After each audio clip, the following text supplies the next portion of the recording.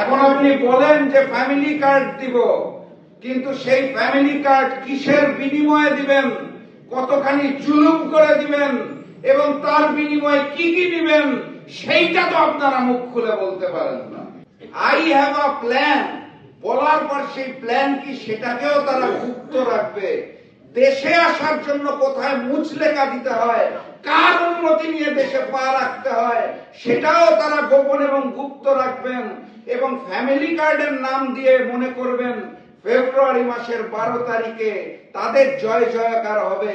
তাহলে আমি স্মরণ করিয়ে দিতে চাই, এরকম স্বপ্ন দেখলে ফ্যাসিস্ট শেখ হাসিনা যেভাবে পালিয়েছে, একইভাবে ভারতের সামনে মাথা নত করা নতুন জালেম নতুন বিএনপিকেও পালাতে হবে।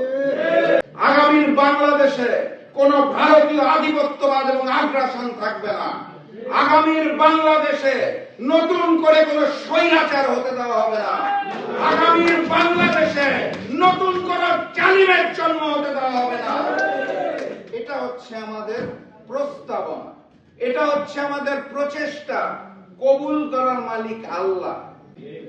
যেই দলের নেতা বাংলাদেশে নিজের মাতৃভূমিতে পা রাখবে কিনা সেটার সিদ্ধান্ত একা নিতে পারে না, সেই নেতার নেতৃত্বে নতুন বাংলাদেশের 18 কোটি মানুষ ফ্যামিলি কার্ড নিয়ে শান্তিতে থাকবে, এটা বাংলাদেশের কোনো পাগলও বিশ্বাস করে না।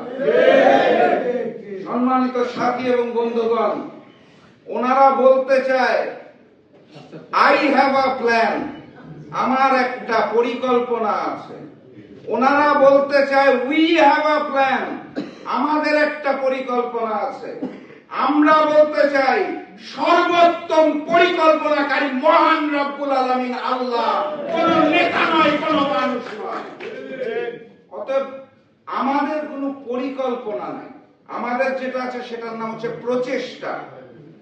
পরিকল্পনা সর্বোত্তম করবেন মহান রব্বুল আলামিন আল্লাহ, আমরা প্রচেষ্টা করব।